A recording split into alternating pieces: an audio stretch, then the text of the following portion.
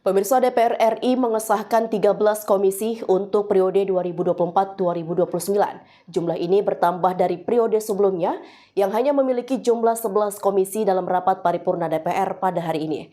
Rapat paripurna tersebut dipimpin langsung oleh Ketua DPR RI Puan Maharani. Pengangkatan dan pemberhentian Kepala BIN yang akan dilaksanakan pada esok hari. Sebelum memasuki acara pertama rapat paripurna DPR hari ini, perlu kami beritahukan bahwa pimpinan Dewan telah menerima Surat Presiden nomor R51 tanggal 10 Oktober 2024 perihal permohonan pertimbangan pemberhentian dan pengangkatan Kepala Badan Intelijen Negara atau BIN. Selanjutnya, surat tersebut telah dibahas dalam rapat konsultasi pimpinan DPR RI dan pimpinan fraksi-fraksi DPR RI tanggal 14 Oktober 2024. Dan mengingat alat kelengkapan Dewan belum terbentuk, maka berdasarkan ketentuan pasal 111 dan pasal 112 Peraturan DPR RI nomor 1 tahun 2020 tentang tata tertib, maka rapat konsultasi memutuskan membentuk tim yang dipimpin oleh pimpinan DPR yang mempunyai tugas untuk membahas pertimbangan atas pemberhentian dan pengangkatan calon Kepala Badan Intelijen Negara atau BIN untuk selanjutnya dilaporkan pada rapat paripurna terdekat dengan komposisi keanggotaan sebagai berikut.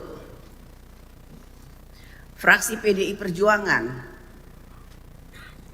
3 orang.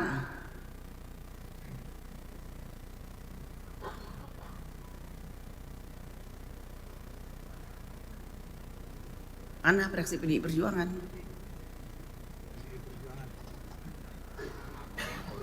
Ya, namanya adalah Dr. Randes Utut Adianto dan Muhammad Said Abdullah serta Dolvi OFP. Fraksi Golkar M. Sarmuji, Dr. Randes Tarudin dan Insinyur Haji Sari Yuliati. Fraksi Gerindra Budi Satrio Jiwandono, Bambang Haryadi dan Insinyur HM Endipat. Fraksi Nasdem Dr. Haji Jasilul Fawaid dan Muhammad fraksi Nasdem diulangi. Ya, ini PKB. Nasdem dulu. Sesuai dengan urutan. Ini namanya Partai Nasdem tapi namanya kok PKB ya. Tolong dicek kembali, ini bisa kusut.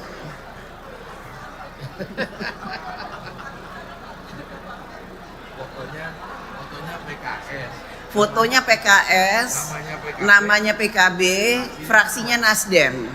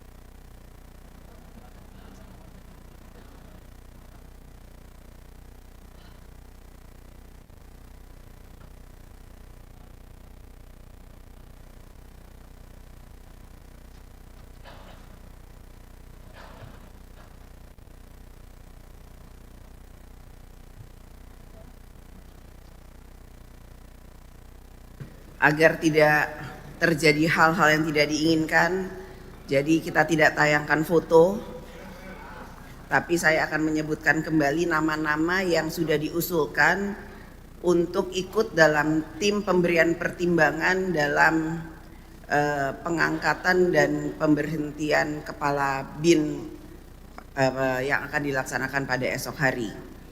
Dari fraksi PDI Perjuangan, Dr. Randes Utut Adianto, Muhammad Said Abdullah, dan Dolfi OFP. Dari fraksi Partai Golkar, M. Sarmuji SE, Dr. Randes Muhtarudin, dan Insinyur Haja Sari Yuliati. Dari fraksi Gerindra, Budi Satrio Jiwandono, Bambang Haryadi, dan M. Dipat Wijaya. Dari fraksi Partai Nasdem, Martin Manurung dan Amelia Anggraini. Dari fraksi Partai Kebangkitan Bangsa, Dr. Haji Jasilul Fawaid dan Muhammad Rano Alfat ya. Dari fraksi PKS, Dr. Haji Jasuli Juwaini MA dan Dr. Haji Sukamta. Dari fraksi PAN, Putri Zulkifli Hasan dan Nasaruddin Dekgam. Dari fraksi Demokrat, Dr. Haji Edi Baskoro Yudhoyono dan Dr. Hinca IP Panjaitan. Itu yang bisa kami sampaikan. Terima kasih atas perhatiannya. Berkenaan dengan itu, kami meminta persetujuan dalam rapat paripurna hari ini terhadap pembentukan tim DPR RI dengan komposisi dan nama-nama tersebut. Apakah dapat disetujui? Setuju. Yang terhormat para anggota Dewan, hadirin yang kami muliakan, marilah kita memasuki acara pertama rapat paripurna Dewan hari ini, yaitu penetapan jumlah alat kelengkapan Dewan dilanjutkan dengan pengambilan keputusan. Sesuai dengan ketentuan pasal 83 ayat 1 Undang-Undang Nomor 2 Tahun 2018 tentang perubahan kedua atas Undang-Undang Nomor 17 Tahun 2014 tentang MPR, DPR, DPRD dan DPD.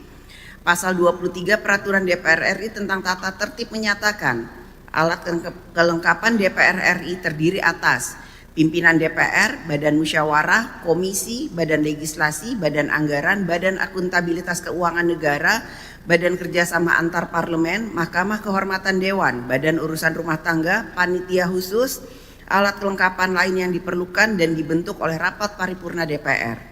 Berdasarkan ketentuan tersebut di atas, rapat konsultasi pimpinan DPR dan pimpinan fraksi-fraksi DPR RI tanggal 14 Oktober 2024 telah menyepakati penambahan jumlah komisi yang semula 11 komisi menjadi 13 komisi, yaitu komisi 1 sampai dengan komisi 13. Berkenaan itu kami meminta persetujuan dalam rapat paripurna hari ini terhadap penambahan jumlah komisi menjadi 13 komisi. Apakah dapat disetujui? Terima kasih. Selanjutnya sesuai dengan ketentuan pasal 23 huruf K Peraturan DPR RI tentang tata tertib menyatakan alat kelengkapan DPR terdiri atas alat kelengkapan lain yang diperlukan dan dibentuk oleh rapat paripurna DPR. Rapat konsultasi pimpinan DPR dan pimpinan fraksi-fraksi DPR RI tanggal 14 Oktober 2024 telah menyepakati penambahan jumlah pimpinan dan anggota Badan Akuntabilitas Keuangan Negara menjadi 19 anggota.